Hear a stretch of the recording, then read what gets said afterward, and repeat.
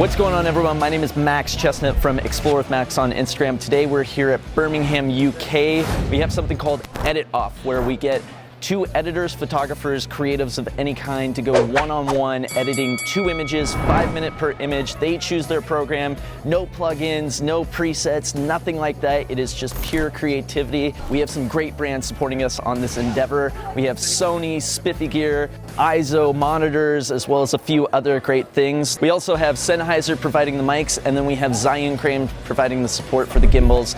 I'm so excited to be a part of this, and we want to make this bigger and better each and every year, so come and support us today. Hi, my name's Emily Teague. I'm a fashion photographer. I'm here with Sanjay, who's a wedding photographer, and we are doing an edit off today. And she's going to completely destroy me because she's a retoucher and I'm not. We'll see how it goes. I'm nervous about you. About you? Yeah, but she's a retoucher and she's good. Thanks. I'm nervous about the time for sure. That doesn't seem like a lot of time. And I'm also nervous about a landscape image. I have no idea how to retouch a landscape. I've never done it, so we'll see how that goes. This will be interesting. Yeah. Okay, landscape image. First thing I always do is try and open up some dynamic range because that's my thing. So bring the highlights down, the shadows up and the highlights down a little bit, and we can see what happens with the histogram. I'm in a camera raw here first, so just working up the raw a little bit. So bump up the dehaze a little bit for a little bit of definition. Tiny bit of clarity on that. We'll push the blacks down just to give it a little bit of punch. And we'll push the whites up a touch, and that just helps to kind of act like brightness, if you like, without having to push the exposure up. I generally don't like to adjust the exposure until the end once I've opened all this stuff up. So I'll bring the exposure down a little bit there. Maybe just open up the shadows a touch more. And then we'll go in just that exposure a tiny bit. So I am bringing down my highlights a little bit. I'm upping my contrast, bringing in some clarity and some vibrance. You can see with our temperature, I decided to warm it up a little bit. And right now that's looking pretty good to me. I'm gonna open up that image. Starting with duplicating my background layer. And I think I'm just gonna go with some color grading adjustments and just some overall contrast. Pulling down my shadows. Oh, not that much. Raising highlights. I'm liking the temperature, but we'll see what happens. We'll just take it up a tiny bit. I like that nice warm look to it, and I think that's cool. So one of the next things I want to do is just add a touch of sharpening. So I like to take the masking right up so it actually affects, maybe not that high, but it gives a bit of edge sharpening to it. So we'll push the amount up a little bit, the radius down, so it's nice fine sharpening. That's probably a bit too low. Let's take that up a tiny bit, and then we'll keep the detail up as well. It doesn't look particularly noisy, so I'm not going to add any noise reduction. It's pretty yellow, so I'm going to bring down some of that yellow in here.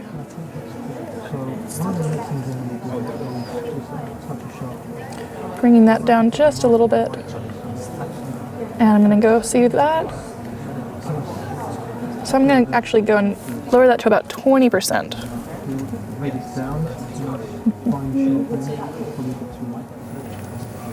Right now I'm just kind of playing around, seeing what this is going to do for me.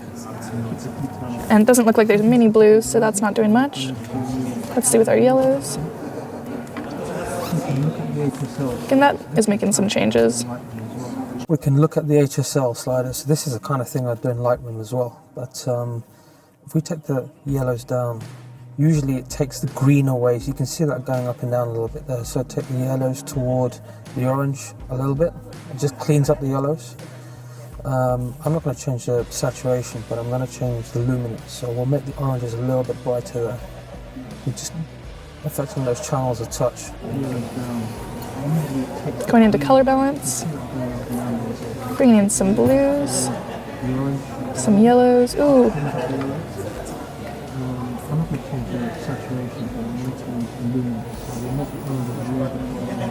I'm going to warm this up a little bit more too.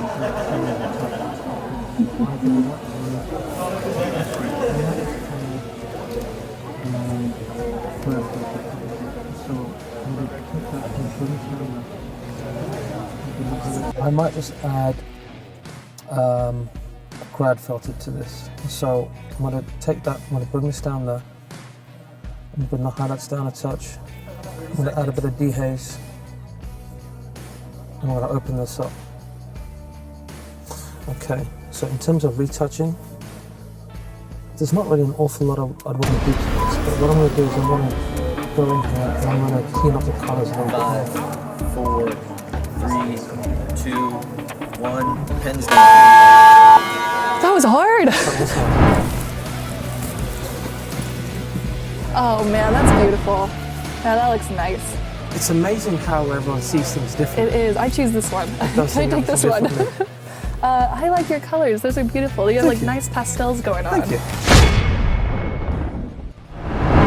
Okay, so I'm going to create a layer, which I'm going to use just to do the retouching. So here's the thing that I do when I'm fixing skin and stuff, is when I'm dealing with things like this, I'll use content aware fill and use that for my retouch because it's pretty intelligent. I'll do that 50%. We can clean up all this kind of stuff. I'll probably do that one at 90%. And it really helps to kind of, that was a little bit noisy actually, I didn't like that. So we'll cancel this and we'll go back. I'm gonna undo that. Okay, we'll do that again and we'll do it at 50%. So I'm adding some overall contrast right now. You can see that right there. Oh, let's bring this in. So that's looking a bit better. I'm gonna go to my layer 1 and just going into my healing brush tool, making this a little bit bigger. I'm just gonna clean up some of these blemishes here. You can see this one right here. And I'm just gonna go around and do that quite a bit. Clean up some of this area too. I'm going a little sloppier than I normally would just for time. And some of these little chin hairs, we're gonna get rid of those. Gonna get rid of some of these sparkles. I think some of them can stay. Okay, so we'll clean up the skin a little bit like that. That's typically how I would kind of clean that up. Maybe just do a little bit of patch. And I generally wouldn't go around sharpening the skin. I know there are better ways of doing this. But this is, as a wedding photographer, I need to work quickly and find the best and the quickest solution I can. That's going to give me the best bang for buck. So as you can see, I'm just taking out a lot of the things that are mainly distracting for me. And because there's not a lot of time, I might not take out everything that I normally would. But my eye right now is just darting around the image and I am taking out anything that I can. Especially these little guys at the bottom. And this is going so much quicker than I normally would, but at least we can start getting rid of those. So one of the things I want to do is probably brighten up the image a little bit. So I'm going to bring that up this way. I like playing with the levels because it feels a little bit more natural. We'll just soften up the shadows a bit too. And then I'm going to clean up the colors. So we decontaminate the yellows, we decontaminate the reds, and you'll see the difference that makes there. Makes the reds look so much more alive. And then one of the other things that I like to do then is go back and, not that one actually, just leave that there, it doesn't matter, is desaturate slightly and then bring this down so it just kind of softens the tones. So that's the difference, it kind of just takes away the edge on that.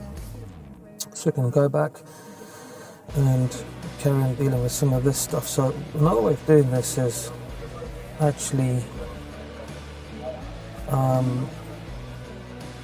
dealing with the highlights on some of these blemishes. So you see these bits there, if we darken them, it takes those down.